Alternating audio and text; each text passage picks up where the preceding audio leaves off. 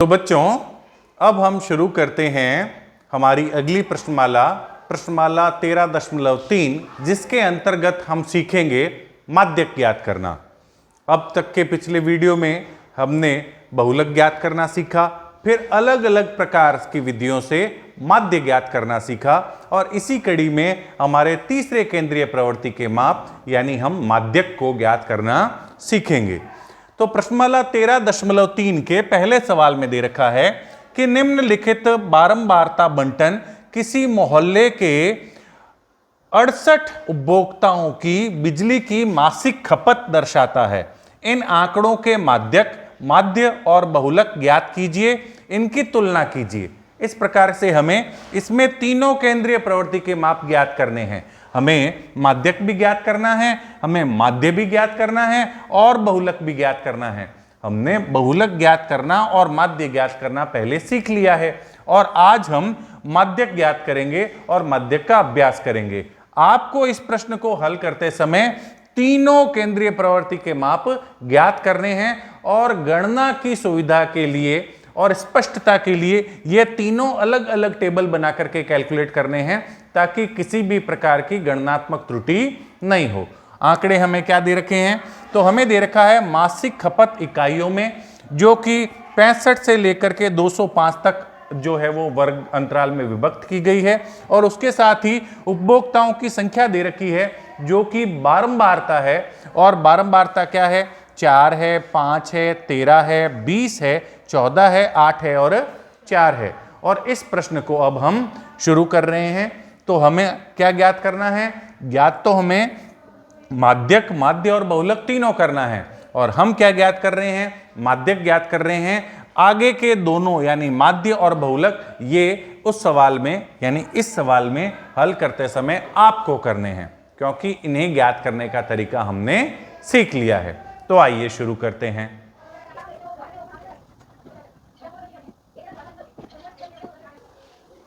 तो आंकड़े हमें दे रखे हैं। एक तो हमें दे रखा है वर्ग, क्या क्या दे रखा है? 65 से 85, 85 से 105, 105 से 125, 125 से 145, 145 से 165, 165 से 185, 185 से 205, और इनकी बारंबारताएं हमें दे रखी है FI, क्या दे रखी है? 4, 5, 13, 20, 14, 8 और 4। ये हमें बारंबारताएं दे रखी है। Thank you.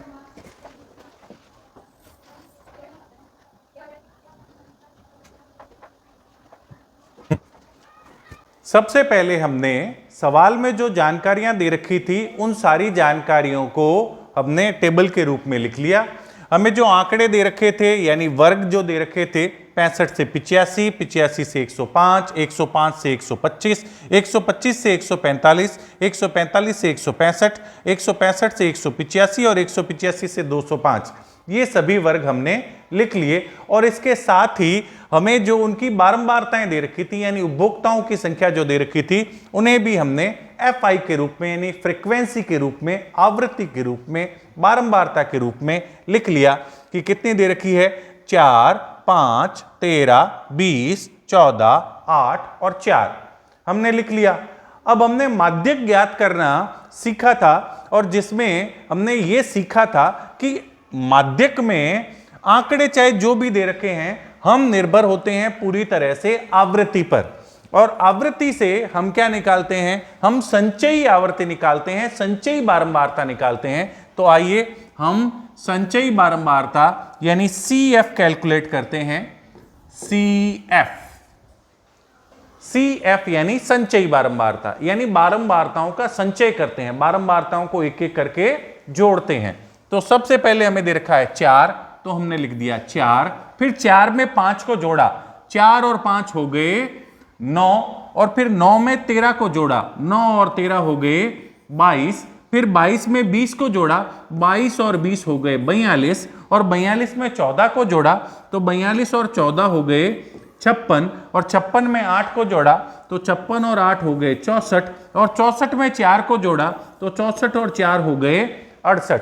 बारंबारताओं को जब हमने जोड़ा एक एक करके तो हमारा इस प्रकार से संचयी बारंबारता आ गई और इन सब का जोड़ जो है वो हमें 68 प्राप्त हुआ।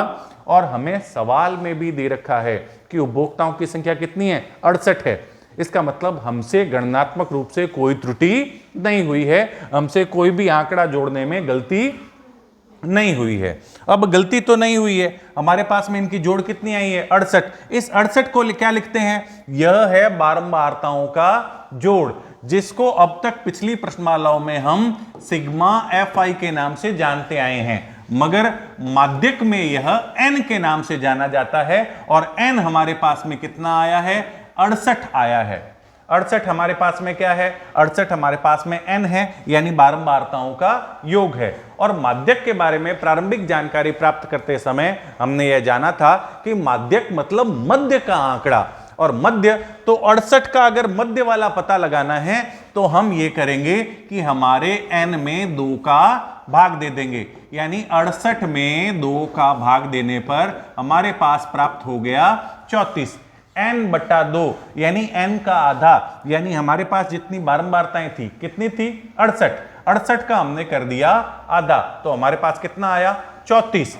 तो 34 से हम निकालते हैं कि n/2 से ठीक बड़ी CF, n/2 से ठीक बड़ी CF कितनी है, हमारी CF में हमारा ये 34 किस श्रेणी में आ रहा है, तो भी 34 से ठीक बड़ी CF कौन सी है, 34 से ठीक बड़ी CF कौन सी है, 42। तो 34 से ठीक बड़ी CF हमारे पास में आई कौन सी, 42। तो 42 हमारे को एक पहचान में आया है। ये कैसे पहचान में आया है भाई, ये कुछ ऐसा है कि अगर इनको अगर क्रम से खड़ा किया जाए, आंकड़ों को क्रम से लिखा जाए, तो ये जो पहले आंकड़े वाले हैं 65 से 85 वाले हैं, ये पहले 4 पर खड़े होंगे। पहले नंबर पर भी 65 से 85 वाले, दूसरे नंबर पर भी 65 से 85 वाले, तीसरे नंबर पर भी 65 से 85 वाले, और चौथे नंबर पर भी 65 से 85 वाले।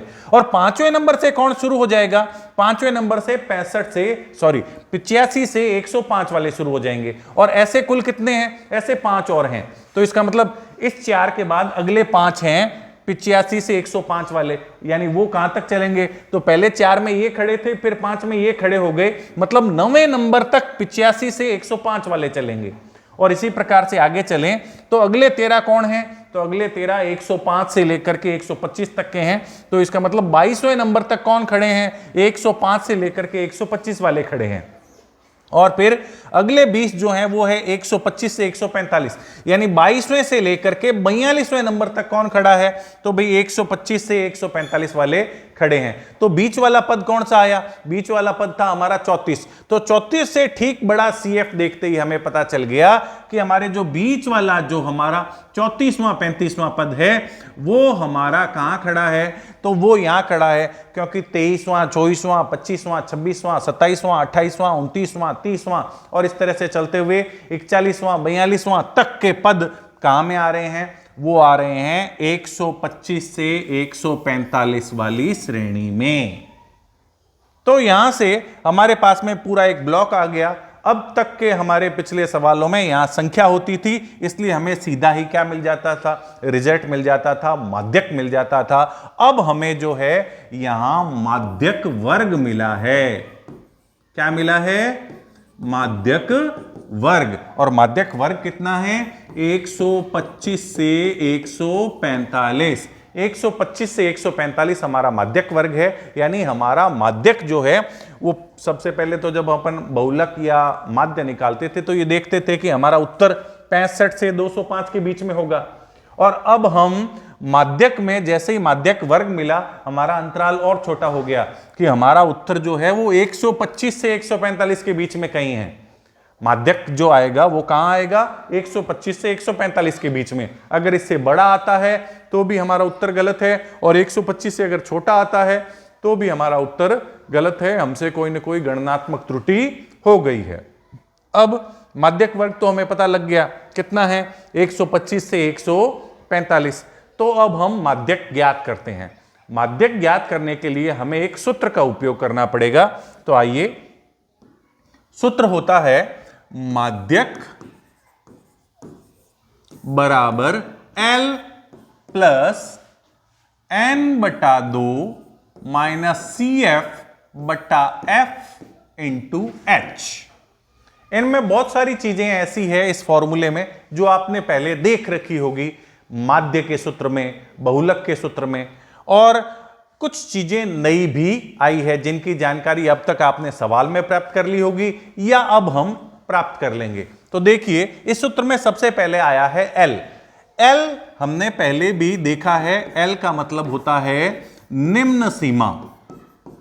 निम्न सीमा यानी छोटी वाली सीमा। कौन सी छोटी वाली सीमा?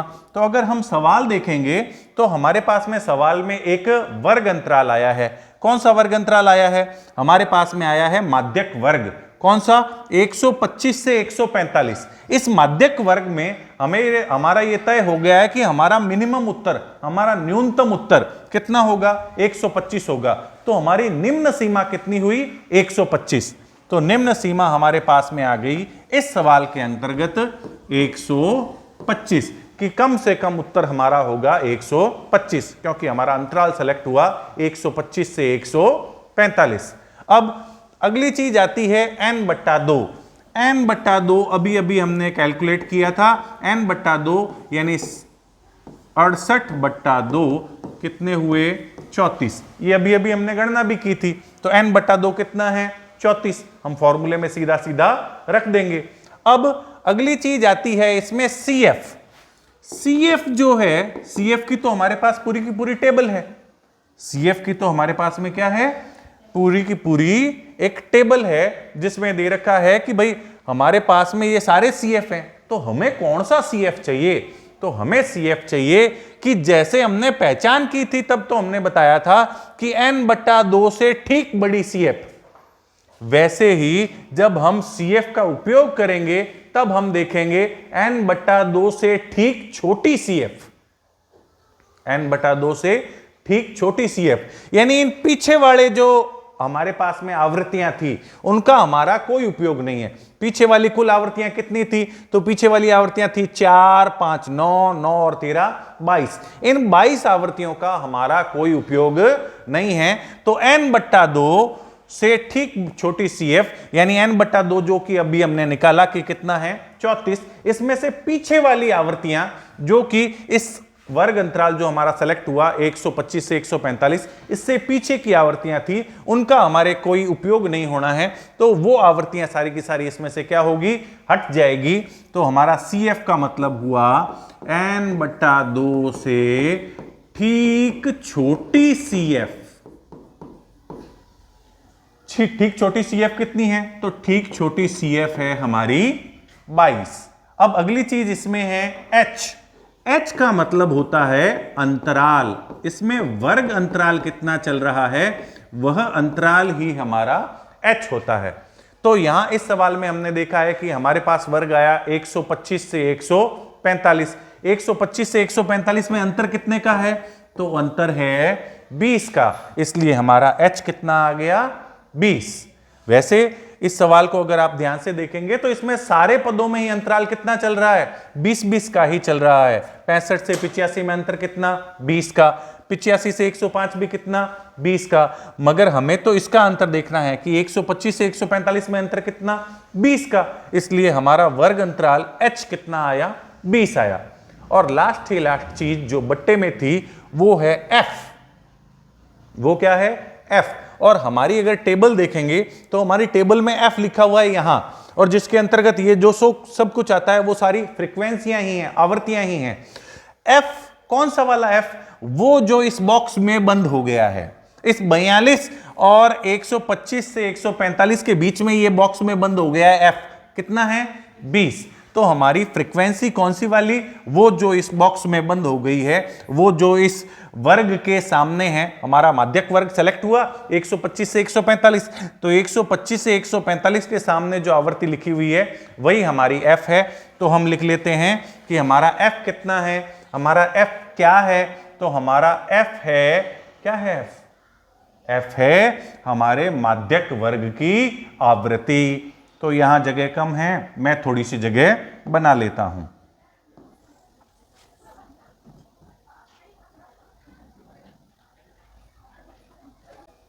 तो हमारा f जो कि हुई माध्यक वर्ग की आवृत्ति, तो माध्यक वर्ग की आवृत्ति कितनी हुई? 20। तो हमारे पास सारे मान आ गए। इन सारे मानों को समझना बहुत जरूरी है, क्योंकि अगर सारे मान अगर हमें समझ में नहीं आएंगे, सिंबल का अर्थ क्या है वो पता नहीं होगा, तो सूत्र याद रख लेने के बाद भी सूत्र अगर समझ में नहीं आया हुआ होगा तो हम मान कैसे रखेंगे। तो एक बार हम गणनाएं शुरू करने से पहले सवाल का क्विक रिकैप करते हैं। तो क्विक रिकैप में देखिए कि सबसे पहले हमें जो सवाल में आंकड़े दे रखे थे, एक सारणीबद्ध आंकड़े दे रखे थे, उनका हमने लिख लिया कि भाई हमारे पास वर्ग दे रखा है 65 से 85, 85 से 105, 105 से 125, 125 से 145, 145 से 165, 165 से 185 और 185 से 205। और इनके सामने जो आवृत्तियां दे रखी थी यानी फ्रीक्वेंसी यानी बारंबारता, वो भी हमने लिख ली। फिर आवृत्ति से हमने संचयी बारंबारता निकाली। संचयी बारंबारता केवल और केवल माध्यक ज्ञात करने के लिए ही निकाली जाती है। जब कभी हमें माध्यक ज्ञात करना होगा तो संचयी बारंबारता निकालनी होगी। तो हमने संचयी बारंबारता निकाली। कैसे निकाली? तो पहली बारंबारता, फिर पहली में दूसरी को जोड़ दिया, फिर दूसरी में तीसरी को जोड़ दिया, तीसरी में चौथी को, और इस तरह से हमने सारी बारंबारताओं को जोड़ लिया और सारी बारंबारताओं को क्रम से जोड़ा। तो वो जोड़ हमें प्राप्त हो गया कि हमारे पास जोड़ कितना आया? तो जोड़ आया हमारे पास में 68। और इस 68 को ही हम सिग्मा एफ आई के नाम से जानते थे, और इस प्रश्नमाला में हम इसको किससे जानेंगे? n के नाम से जानेंगे। तो हमारे पास में n कितना आया? तो n है 68, यानी हमारे पास कुल आवृत्तियां कितनी आई? 68। तो हमने इसका आधा किया, माध्यक यानी मध्य की संख्या, तो मध्य में पहुंचने के लिए हमने इसका आधा किया। तो 68 का आधा हो गया हमारे पास में 34। अब 34 कहां आ रहा है? तो इसके लिए हमने पता लगाया कि n/2 से ठीक बड़ी CF कौन सी है, तो वो हमारे पास में आई 42। इस CF में 34 से ठीक बड़ी कौन सी है? 42। तो 22 यहां तक आ गए, मतलब 23, 24, 25, 26, 27, 28 ये सब कहां है? ये 42वें तक वाले यहां हैं। और ये 42 जैसे ही हमारा सेलेक्ट हुआ, कैसे सेलेक्ट हुआ कि n/2 से ठीक बड़ी CF यानी 34 से ठीक बड़ी कितना आया? 42। तो इस 42 के सेलेक्ट होते ही हमारे पास में ये एक बॉक्स बना दिया। इस बॉक्स से हमें ये पता लग गया कि ये हमारा माध्यक वर्ग है। माध्यक वर्ग कितना है? 125 से 145, यानी हमारा माध्यक का न्यूनतम मान 125 है, और जब हम कैलकुलेशन करेंगे रिजल्ट आएगा तो अधिकतम मान 145 से ज्यादा नहीं हो सकता। और फिर हमने सूत्र की जानकारी प्राप्त की कि हमारा सूत्र होता है माध्यक ज्ञात करने का L + n/2 - CF/F × H। तो L यानी निम्न सीमा, 125 से 145 का जो माध्यक वर्ग आया था उसमें निम्न सीमा यानी छोटी वाली सीमा कितनी आई? 125।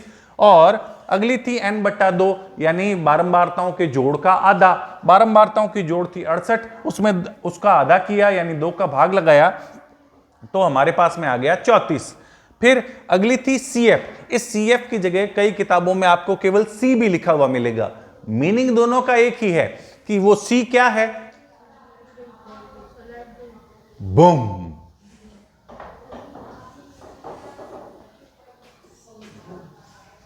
मीनिंग क्या है CF का?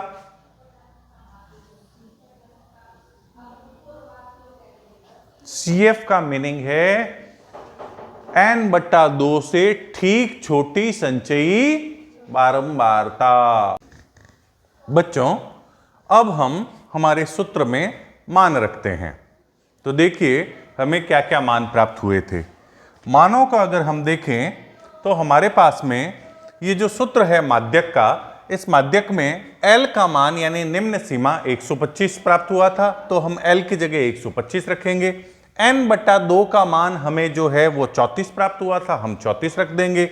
CF का मान 22 प्राप्त हुआ था, हम 22 रख देंगे।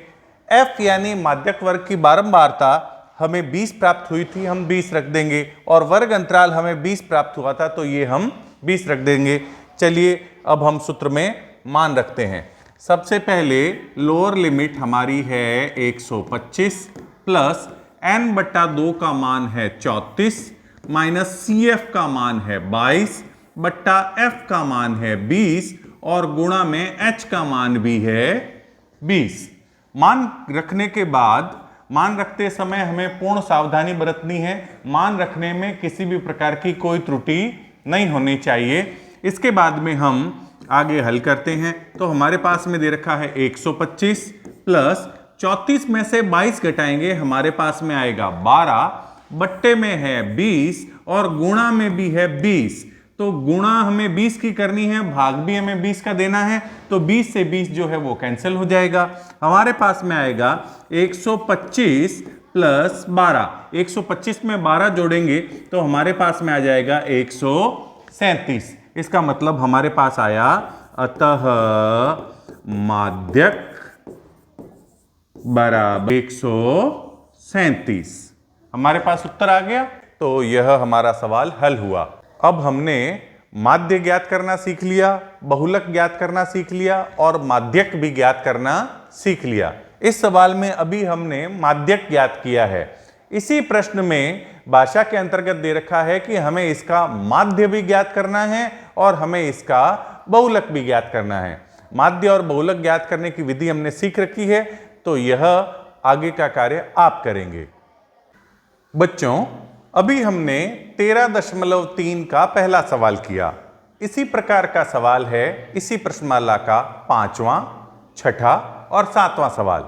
ये तीनों सवाल में माध्यक निकालने का अभ्यास आपको स्वयं करना है।